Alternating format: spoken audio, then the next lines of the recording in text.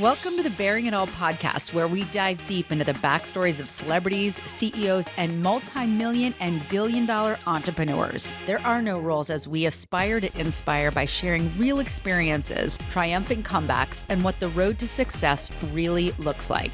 It's all about the grit behind the glamour. Okay, I'm jumping right into it. Welcome to the Bearing It All podcast. We talk about the grit behind the glamour. We're done with highlight reels. We want the real highlights of how people got to where they're at. So I'm interviewing my good friend and business partner, Brian Benstock, today, and we're already knee deep in conversation. You should be. I am. I'm not bearing it all. I've got my suit on. We're getting raw. Listen, I think that people want questions asked, and I think we want answers. We want to be part of the change. We're going to stop the highlight shit because it's not giving us the meat that we need to get what we want. So Brian and I are already knee deep in a conversation that I think your story bears repeating. And so we're talking about, so Brian owns the largest Honda dealership here in North America, right? Introduce yourself, Brian. I'm a partner in Paragon Honda and Paragon Acura. Our Honda and Acura stores are among the most productive Honda and Acura stores in the world. By volume, we sell more certified new Hondas and used Hondas than anybody else in the country, probably in the world. And the same is true for Acura. So we're pretty proud of that. And we're here in Queens, New York, not necessarily representative of the larger dealers in the country. They're usually in Texas, Florida, California, but we think we hold our own here in the borough of Queens. We're proud of that. And you got started how, where? I took a job selling cars in 1982. My father said, if you're going to live in this house and you're not going to school, you'll have a full-time job. And so I took a job in May of 1982 selling cars, really just till something better came along. And I happened to get with a good dealership. I got with some good managers. And I started to really like it. And I started to say, hey, I saw some of the older people. I was 22 years old at the time. And I saw some of these people were living and supporting families and houses and stuff like that. And I'm 22 years old, living in my parents' basement apartment. I said, well, gosh, if I can do as well as those guys, I can get my own house. And I was off on my journey. And now here you are today. Brian and I, for those who don't know, are now business partners, and we bought a piece of Honda, but a different set of wheels. Our wheels go up in the air, so we have a partial ownership in a plane, a Honda plane. So clearly you've gone from the showroom floor to the friendly skies. You've done well. You run the top dealership. So talk to me. Yeah, I think it's kind of ironic and it's serendipitous that I went from selling Hondas to flying in them, and doing that with you has really been a privilege and a pleasure. Great partners, never a disagreement about anything. That's such a great way to be a partner with somebody. We understood going in what we were both looking for in the plane, and it succeeded. I can't speak for you, but it succeeded my expectations. The engineering in the plane is second to none. It's the best light aircraft jet in the world. I think it's got a perfect safety record, knock on wood, and really I'm happy with what we've done. It's the right start and right plane for us and for me at the right time. Well, I think what I most appreciate about our partnership, and we are very much in line in a lot of things. But I know that if there was some sort of, some sticking point or something we didn't agree on, I know we would take it to the mat and finish it. Like we wouldn't, and then we would go for coffee. Like, I like that. We work through any difficulties, and there haven't been any difficulties. You know in advance what we're going to do, and I think it's great. I really credit you or blame you for pushing me over the edge. It was something I heard that Todd Skelton, a mutual friend of ours, had done, and I thought, well, it'll never pencil out. And Todd said, no, look at this attorney and look at this accountant, and it does pencil out. And then I was like, well, and then you said, hey, if you're in, I'm in. And that was all the challenge I needed. And, so every now in life, we need somebody that sees the bigger picture and gives us that little push. And for me, you were that little push. I would have never done any portion of this without the impetus from you. And as a result of that, we got a pretty sizable piece and a pretty magnificent airplane. Yeah, and I do think, I do think that's where the puck's going. I do think private aviation and people like aren't what I really appreciate you is you're willing to do the due diligence. You're willing to do the work. You're not intimidated. We went on an exploration of like, is this a good investment? Is this right? Are we punching above our weight? And it's a matter of sometimes you just have to take the leap and grow your wings along the way. And the truth is, in my gut, with private aviation, is I do think that's where things are trending towards. I think that commercial aviation is getting choppy. Companies are losing money due to lost productivity. And I want a piece of the pie. I'm not in it to some cash windfall. I'm in it because I want in. I'm like, I want in. My favorite part about our story though is like, I was one morning and I was like, get on this call. I had gotten Phil Michaels or something. I was like, get on the call. And you're like, okay. I'm like, we're going to be great friends. Because I wouldn't do that if I wasn't like, okay, let's go.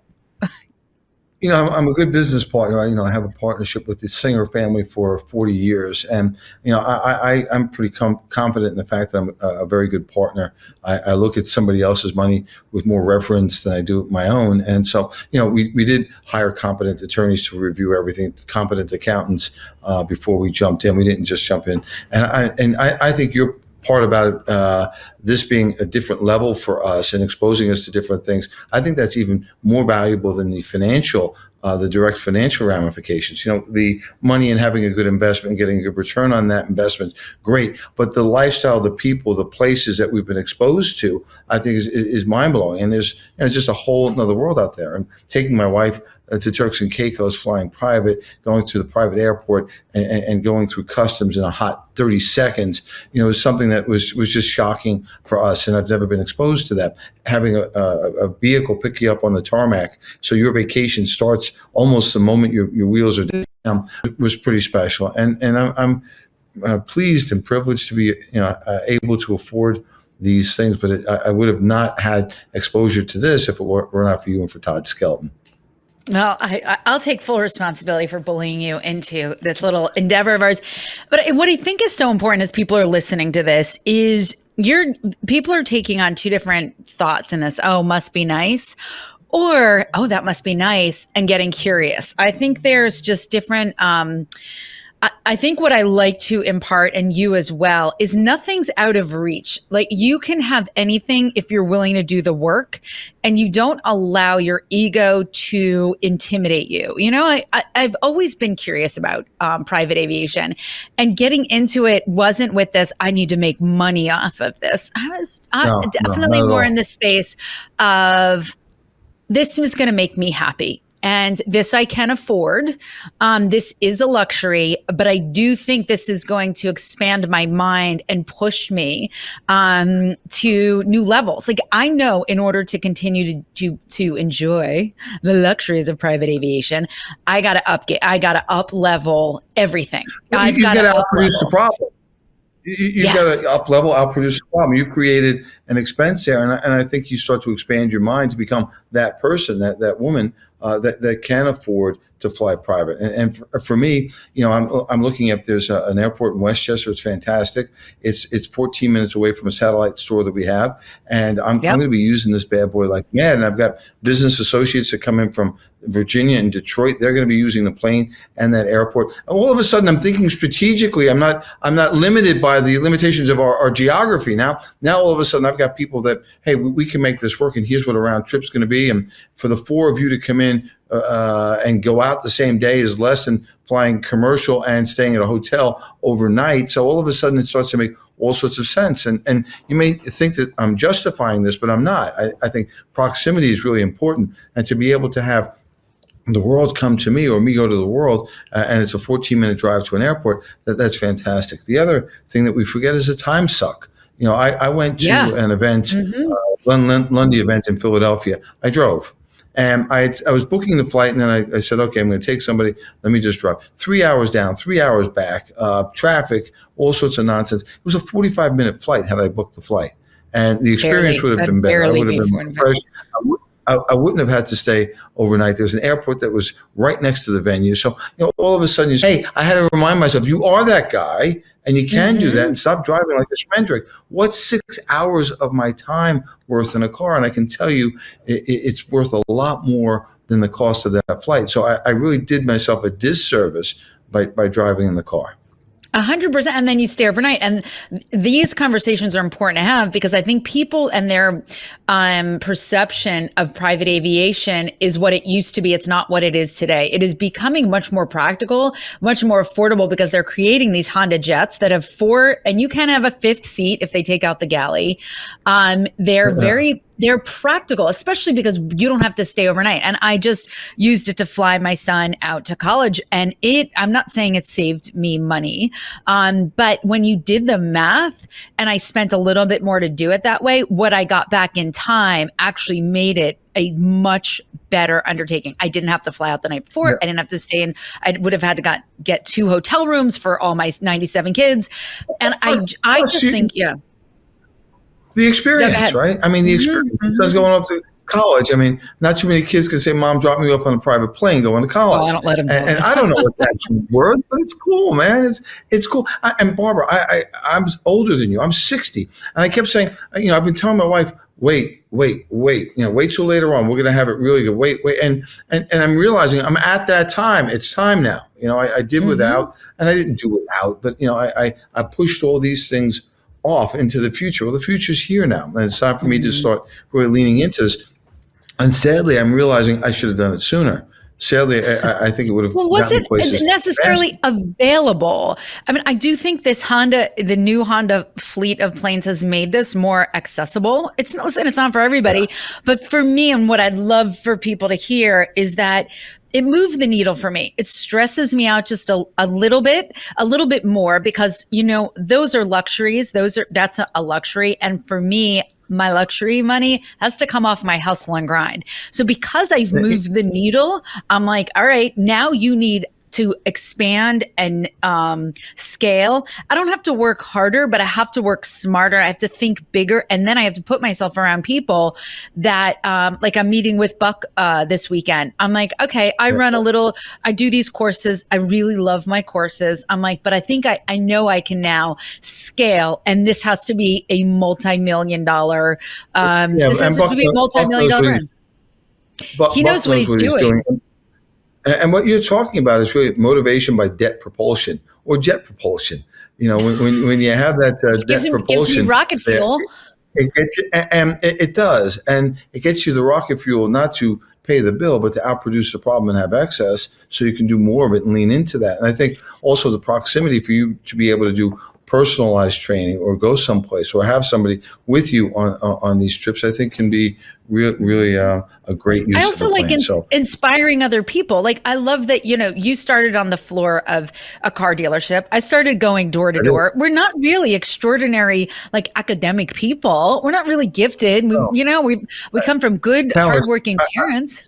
I earn these calluses, and there's, calluses on my brain too, from the amount of hours of work that we've put in, not just on my hands and feet. And I think that, the ability to grind, the ability to hustle, there are plenty of people that do have academic degrees, but they don't know how to hustle. They don't know how to grind. And ultimately, the great thing is to have the combination that you've got, which is a really good brain and really good work ethic and hustle.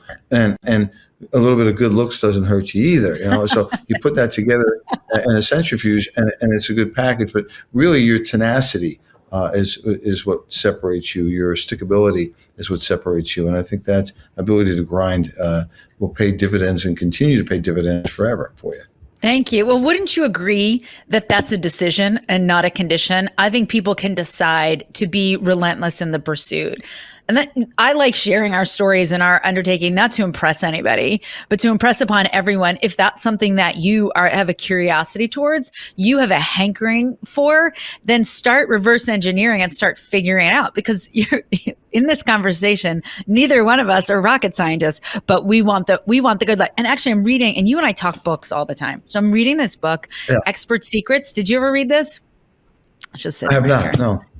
Anyway, and in this vein of like the pursuit of like, all right, a mind once expanded never goes back to its original form. And you've stepped into this new paradigm with a plane, and you're buying new businesses. In this Yeah. book, which I want to share, is like, if you have something of value to serve others, like what your journey, Brian, from the floor of a car dealership to owning, being a partner in the largest Honda dealership, to now having access to your own private plane, to buying another dealership and expanding your business to, Yeah. it's going to be a Yeah. multi-billion-dollar industry. It is in this book, it says, when you have great value, it is almost you, it is your calling, it is your must, that you have to share it as broadly and expansively as possible.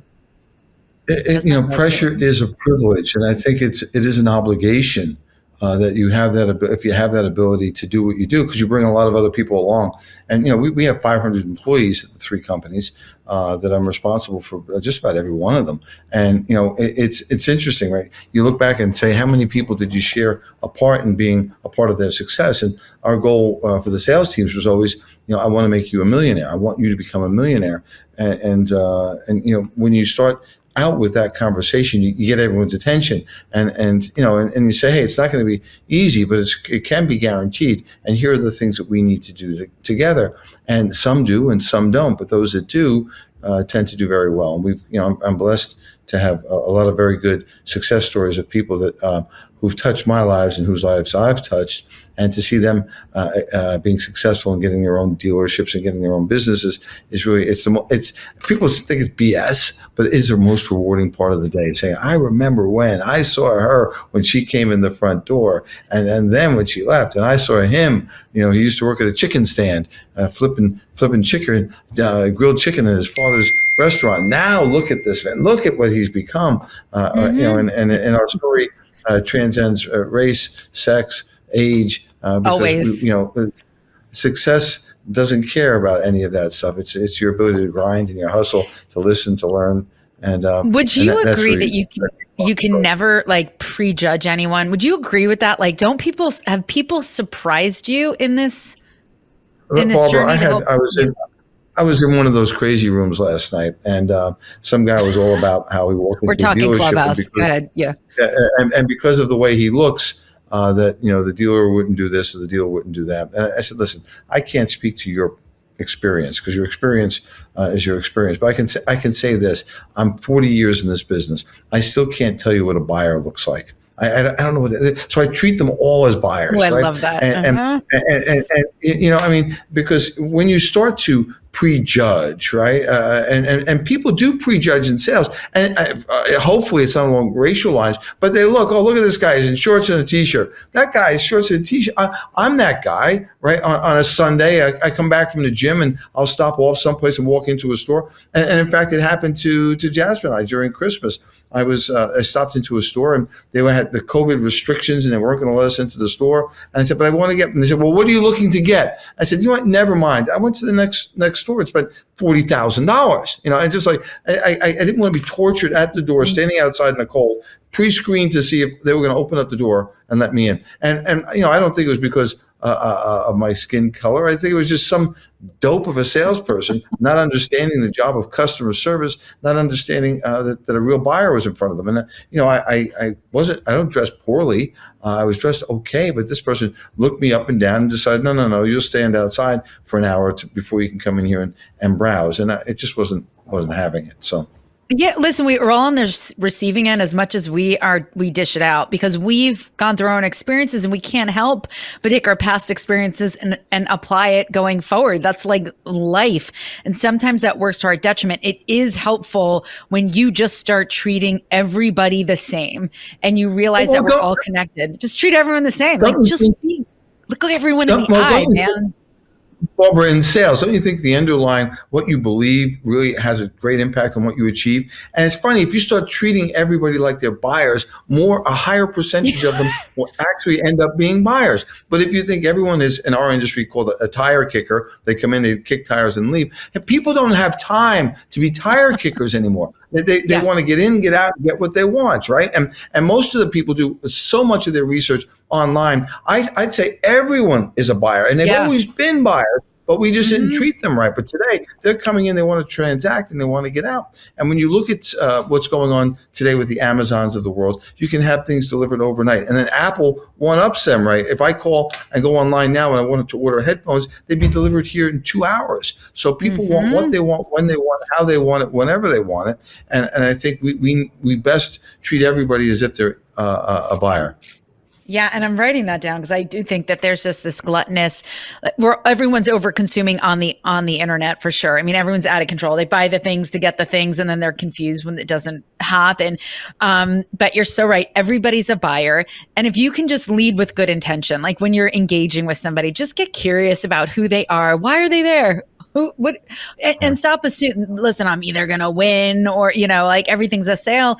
Everything's a relationship, and get in there and don't listen. People prejudge me all the time. And sometimes I walk around dressed like a schmo because I'm just not in the mood to put on my fake lashes and put on my pretty. I'm just not in the mood. But then I'll whip out the black card and I'm like, that might have been a mistake to kind of misjudge me. Yeah. But Yeah.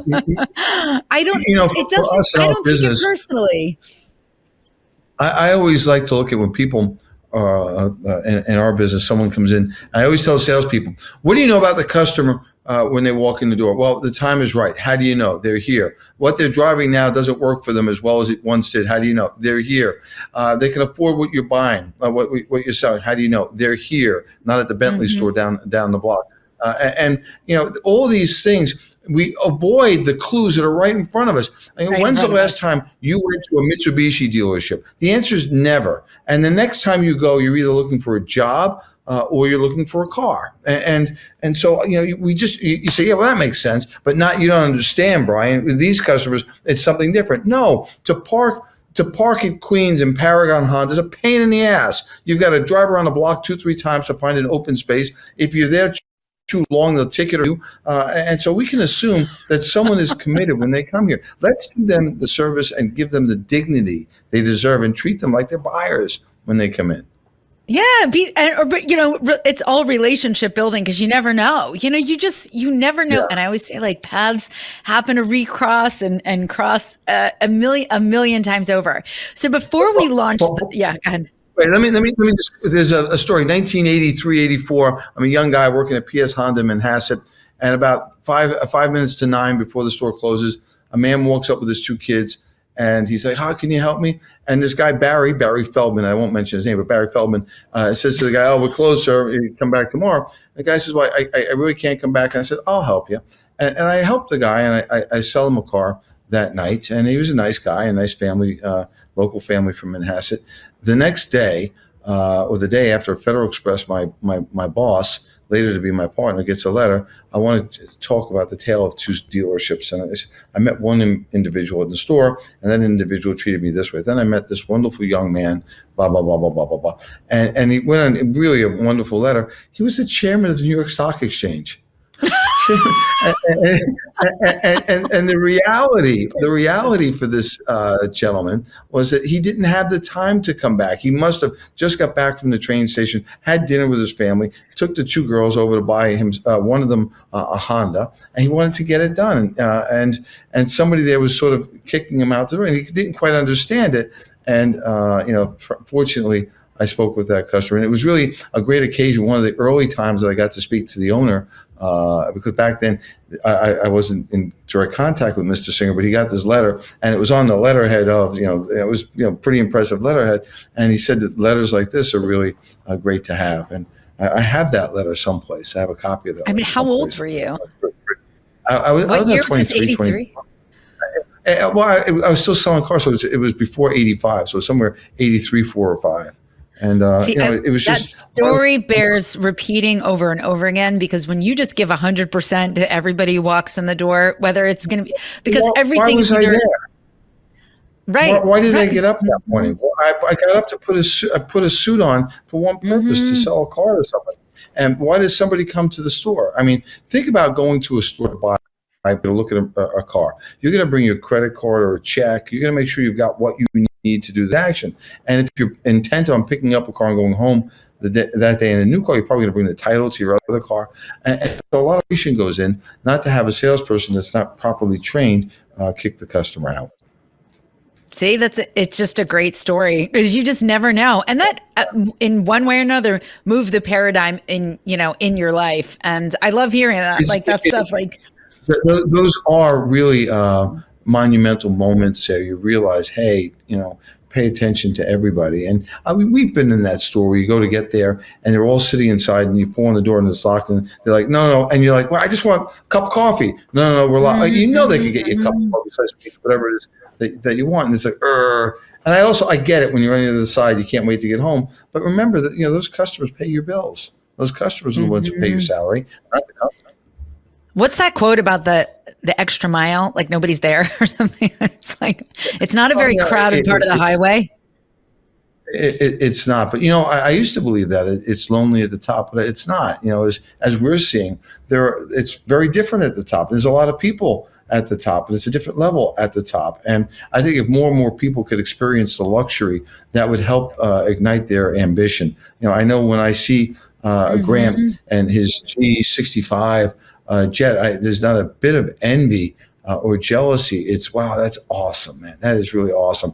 I knew Grant when.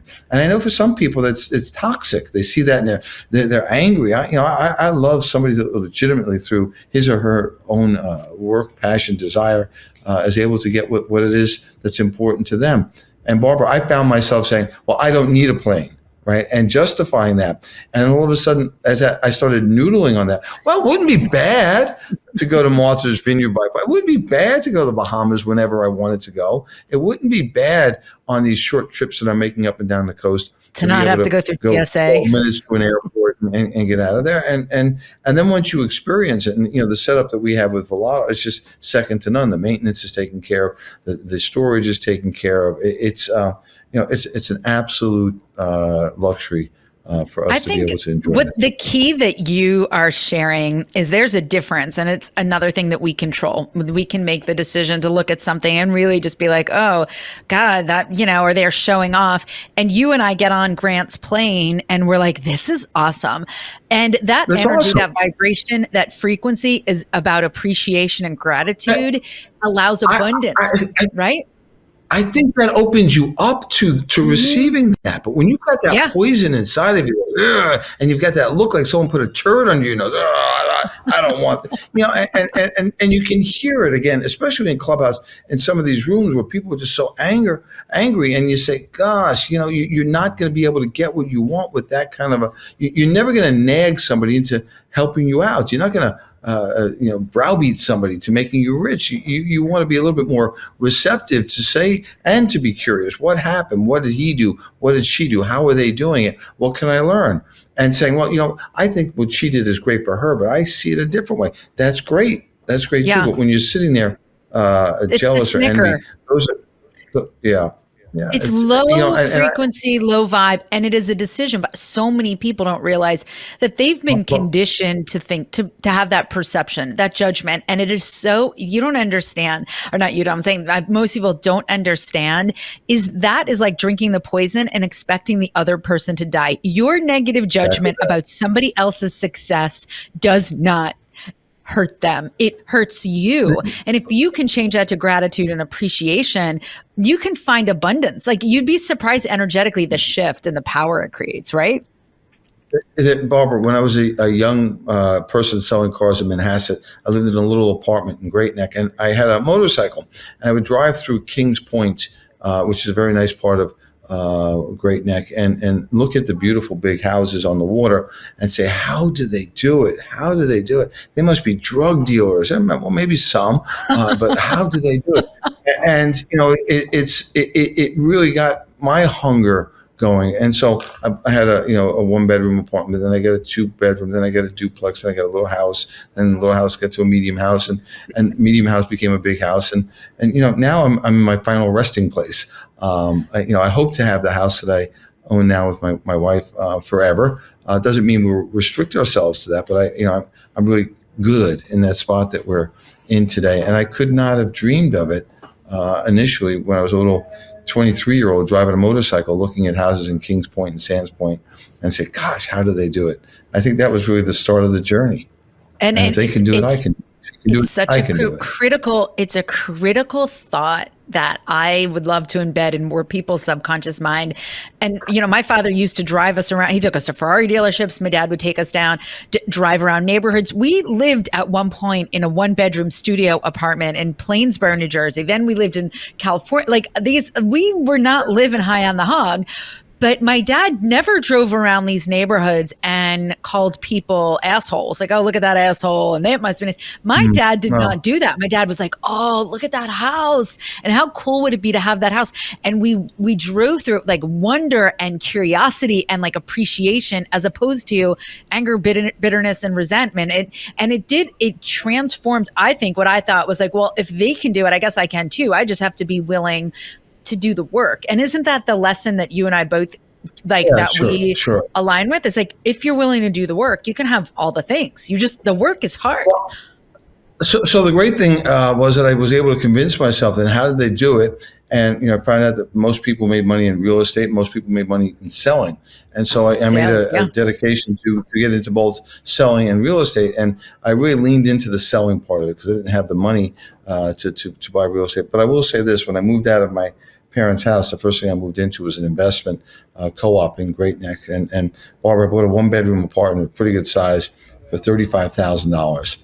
And needless to say, I caught the upswing of the '80s, and interest rates dropped, and I was able to sell it for 130 a couple of years later, and take that money and invest it. So that part of the plan was on the way, and as I developed better selling skills, understanding how to set up sales teams and to teach them some of the things that I was successful with, I realized that wow, this selling thing is something. And people got around me with the right information. The richest people in the world were not basketball players, baseball players, hockey players, football players, musicians, entertainers, but they were people that were involved in business and specifically in the business of selling.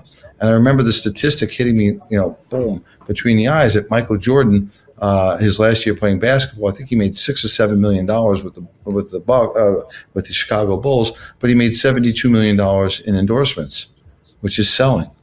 And and then I realized, wow, there's a lot of that. And then some of the car dealers that I've been blessed to be around, I realized that there were more than a few that were billionaires. And when I mentioned baseball players, there's no baseball player that's a billionaire. There's no musician that's a billionaire from music. And you can argue Beyonce and her husband, but that's two. There's no billionaire football they're also player. producers. They're also producers. There's no billionaire basketball player, although LeBron might be the first one. But I know probably by name 15 or 20 billionaire automobile dealers, first generation. So I started to really say, hey, I've got to change my idols. I've got to change my gods. I've got to change my focus to this because this is achievable. And, the average sports career is 4, 5, 6 years. And the average number of people that play in professional sports is such a small amount. And so as I got my head around where I needed to be, it was in selling. I could control my destiny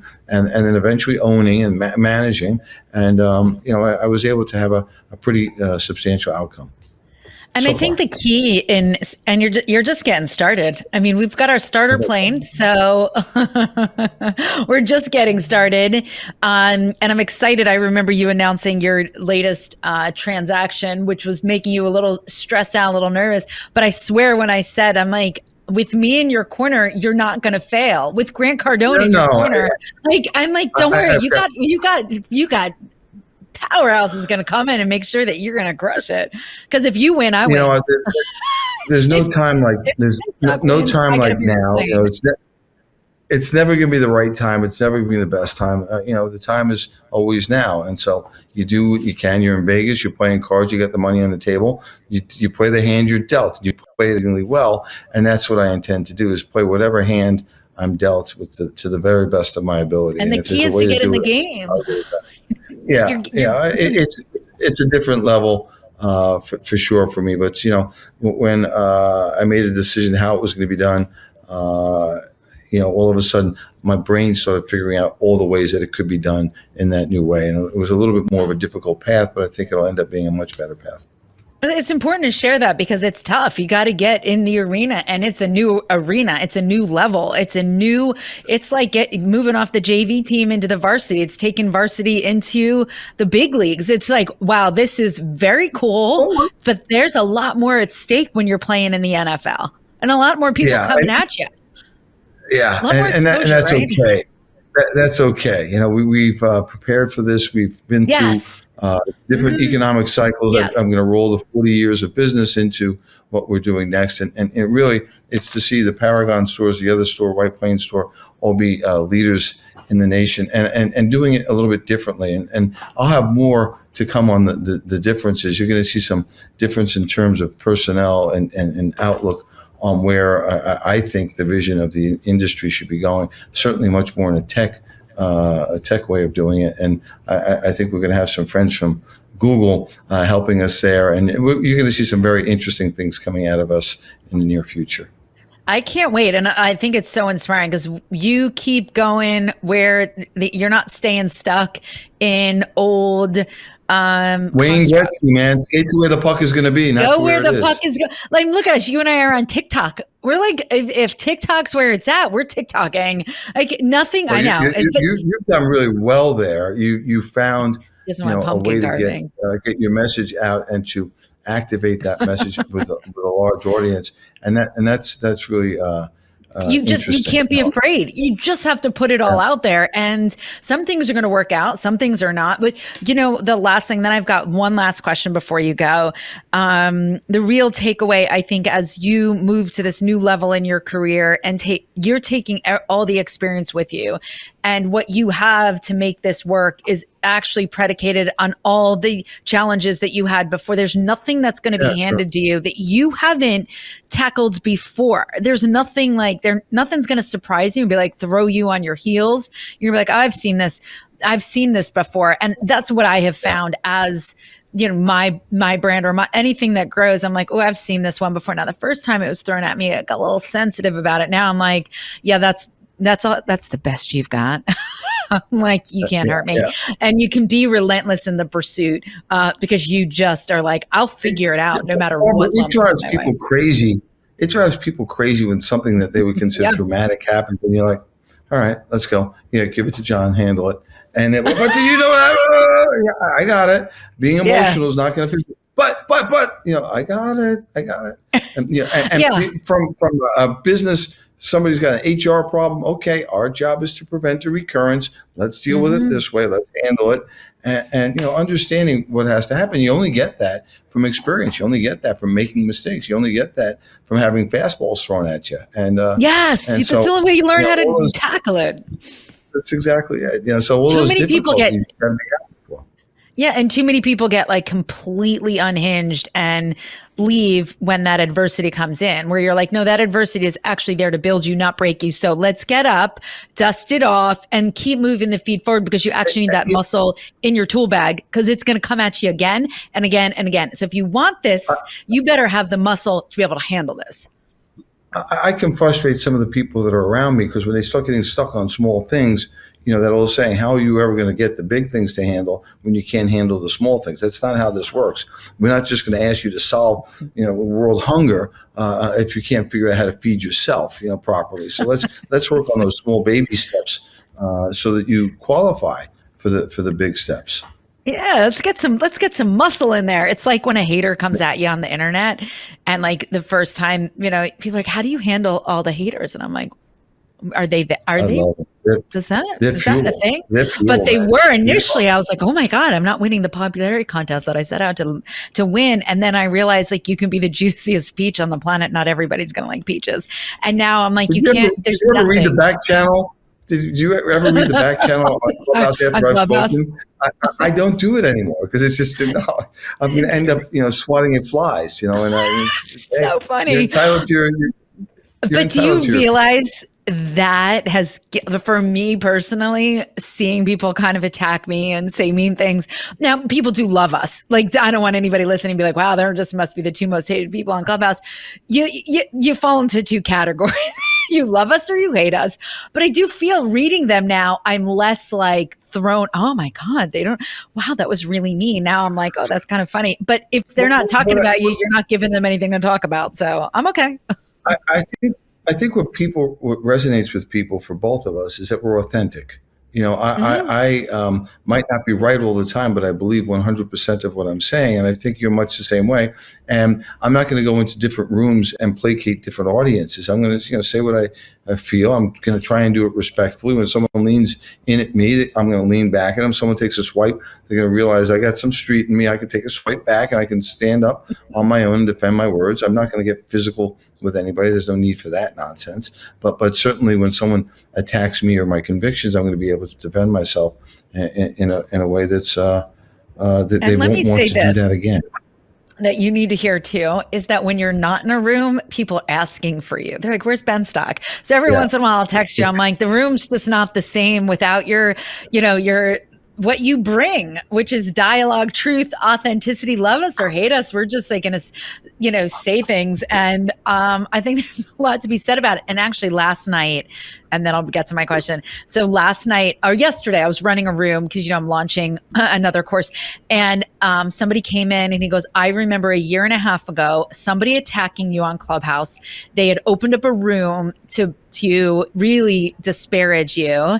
And then they were talking about you. And then somebody pulled you into the room. So somebody sent me, they're like, you're getting your ass handed to you in this room." So I came in and I'm listening to what she's saying. And I conducted myself as I always do, which is like, what's my intention here? What are we talking about? And I don't remember what I said, but the takeaway from this gentleman who came in, he's like, "I just remember you just handled it so well and you earned my respect." So sometimes it's more, I couldn't control her narrative about me, which was pretty vicious, but I could control how I handled it.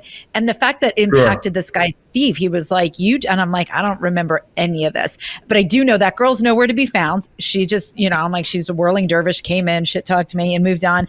And I'm still standing. So I just think, but it is, we control us.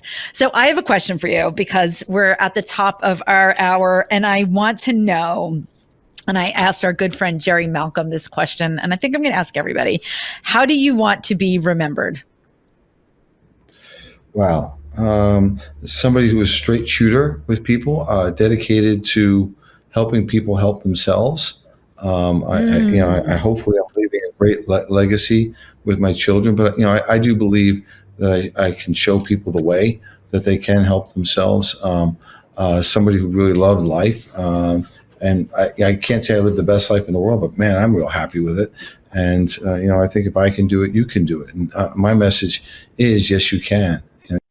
Yes, we can. And, I've proven that to myself from very, very humble beginnings with a very meager education with all the reasons to fail and that we succeeded anyhow. So, that lesson is bite off more than you can chew and chew it anyhow. I love that. I know that you're doing that. I loved what you said, helping people help themselves. And I think that's where it's at. So Brian, thank you so much for this hour of Bearing It All. This will not be our last podcast together because I think we could talk all day long. Yeah. Grateful for your friendship. Tell everybody where they can find you. Well, I'm on Clubhouse. I'm on LinkedIn. I'm on Instagram, brianbenstock.com. I'm everywhere. You are on Clubhouse.